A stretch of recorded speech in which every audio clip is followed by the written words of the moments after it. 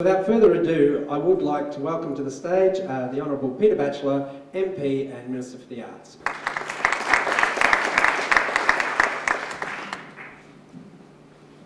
Thank you very much for that welcome, and to you, Jeremy Gaydon, the Acting Director of the Arts Industry Council, and new dad, I'm told. Congratulations.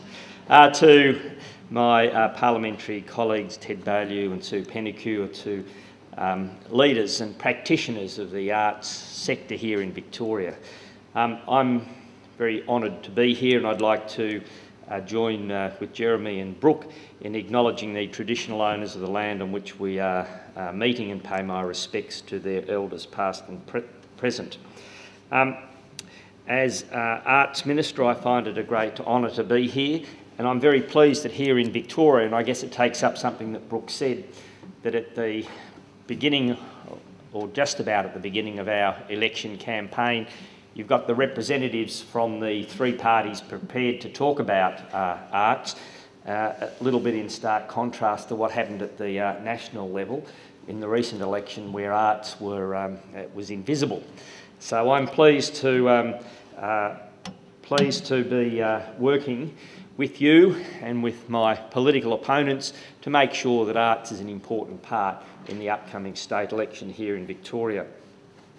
Our platform, our 2010 platform, has been released. It's on the ALP website, and you can see that now.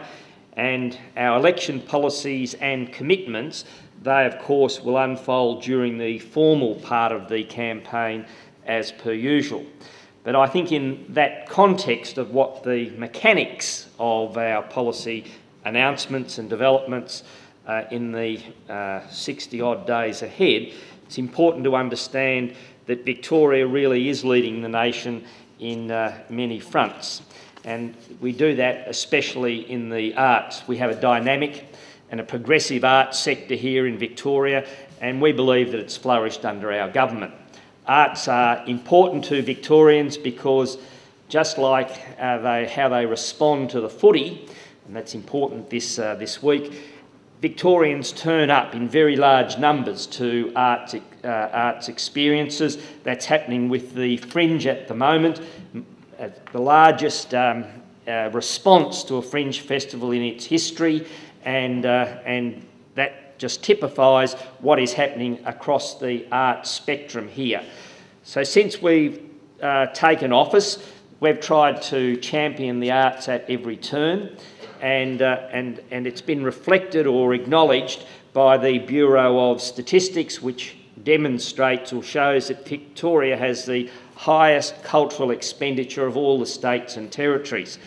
And we're proud of that, and we're proud of the participation in audience numbers, and that's because the Brumby government knows that an investment in the arts does bring rewards, and it brings rewards in many forms.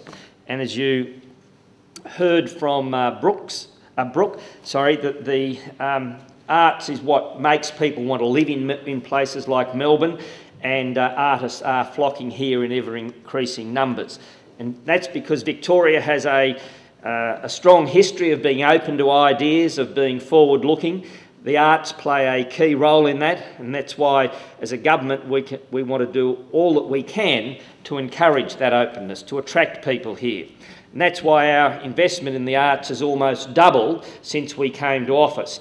And we now have a portfolio budget of $449 million this financial year.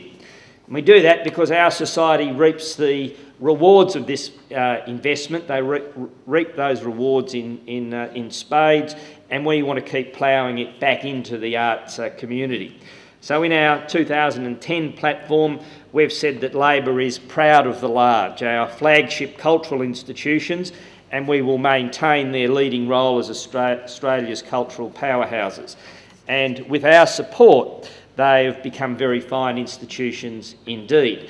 And when they're doing well, we can encourage them to reach further out into the community, to develop collaborations with that are big and are small, and that will create more jobs and more work in the sector, and will stimulate alternative and additional creative ideas. The Arts Centre is already doing it with Multicultural Arts Victoria with its Mix It Up program, and of course the Fringe is doing it with Full Tilt. The NGV also works with Arts Alive and the Song Room, and it opens up to the arts to 520 opportunities for disadvantaged children. And of course, ACME has partnerships with its film festivals that are both small and large. So what we're trying to do is establish an environment where the big boys and girls help these smaller kids on the block. We've also established companies like the Victorian Opera, the Wheeler Centre, the Melbourne Recital Centre to provide entirely new opportunities and new work for Victorian artists. And we expect a lot from our cultural flagships, and they are, in my view, delivering. And together, they've nearly had 9.4 million visitors last year, and this has been an increase of some 24%. Our museum here in Victoria, for example, is the most visited museum in Australia. The NGV is the 20th most visited art gallery in the world. And we've seen investments in ACME at their new permanent exhibition, and we've seen audiences grow through their engagement with the moving image. And ACME has just had their 1 millionth visitor through the door, and that's a terrific record. It's hard to believe that in 2006, ACME was proposed to be a cut from our political opponents, and we've turned it around to be a huge success with the people of Victoria. During the last decade, we've seen the largest investment in cultural infrastructure since the golden days of Marvellous Melbourne, and there's a whole list. They range from ACCA to Chunky Move to MTC, the Recital Centre, Wheeler Centre, the developments at the National Gallery, the State Library and Heidi, and the current upgrade of Hamer Hall. And Labor believes in access all areas, and that means that we believe that all Victorians should have the opportunity to enjoy quality arts experiences in their local communities, no matter where they lived. And that's why we've worked with local councils to deliver an investment of $30 million in regional arts infrastructure. And closer to home, our Arts in the Suburbs program has upgraded facilities right across Melbourne. Now, we do this because local art facilities are accessible, they're family friendly, and they're good community connectors. And these venues also are essential for the viability for touring arts program companies and independent artists. Our art galleries too are increasingly playing a role in touring exhibitions and as venues for locally based artists to exhibit outside the commercial gallery sector. And just as Labor is proud of the large, we are also supportive of the small, including our highly successful regional local partnership programs, which were introduced after the last election. We've been able to unlock funding for the programming in these areas, and it's proved to be very helpful in leveraging both state funds but local government funds for the arts sector. We'd like to do more. We'd like to do more of this in the suburbs, and we're at this moment currently working on that. Meanwhile, we support individual artists through a raft of programs that enable artists to create, to play, to perform, to record, to tour and to exhibit their work. And we've also tried to simplify the process to make it easier to apply. And it's interesting to note that last year we provided some $6.3 million to support some 378 project grants. They came from 321 applicants, and 161 of those were from individual artists, and there were 217 from organisations. So that means that there's more than one new arts project for every day of the year. But is there more that we can do? Well, absolutely, and it's a question of budget and of money. And so we're forever trying to put requests into our treasurer to provide more money for the arts, and we'll continue to do that. But I think in fairness to the treasurer and the The reason that we can continue to deliver in the cultural life of this state is because we're managing the economy well. Despite the GFC, which has indeed rocked the world, arts funding in this state continues apace. Speaking of rocking the world, we've introduced the highly popular Victoria Rocks program for local contemporary music, and we support numerous first-class music organisations, events and festivals around the state. We're not Johnny-come-latelys to this, not by any stretch. Supporting contemporary music was on our agenda 4 years ago when it was not on anyone else's, and work continues on a daily basis. Tomorrow I'll be with the Melbourne's Lord Mayor at their music festival when it starts, and we've taken the opportunity to work with the Lord Mayor to fund the closing concert so that musicians who we've supported through our Victoria Rock program can make their music, they can play it loud and they can be proud of it for all to hear over at Federation Square. And next up, to deliver the live music industry is the next task is to deliver the live industry accord. That's not an easy task, but we're working at it systematically and methodically with the industry. Another great success story is our investment in the written arts. We've created the Wheeler Centre, the only centre of its type in Australia, devoted entirely to the literary endeavour, and it houses not only activities but other peak literary organisations, from the writers' festivals to the small press network of Spunk.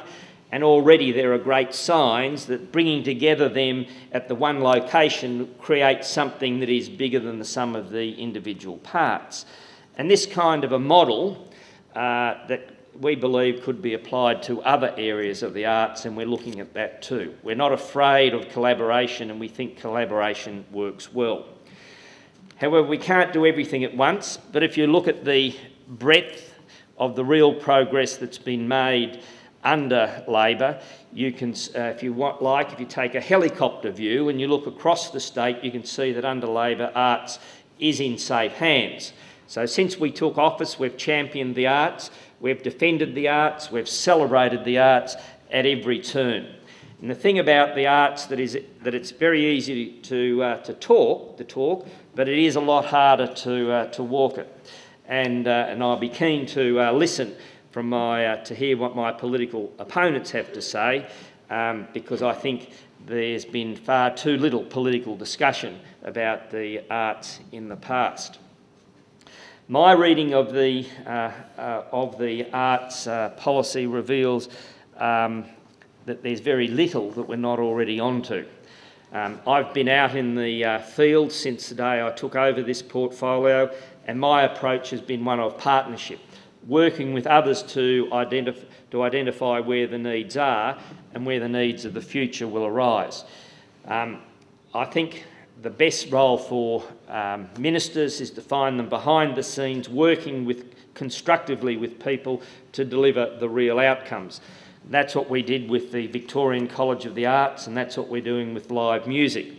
That's what we're doing with arts across the whole gamut, with big companies and small, across the various genres: opera, theatre, the visual arts, contemporary music, film and digital media.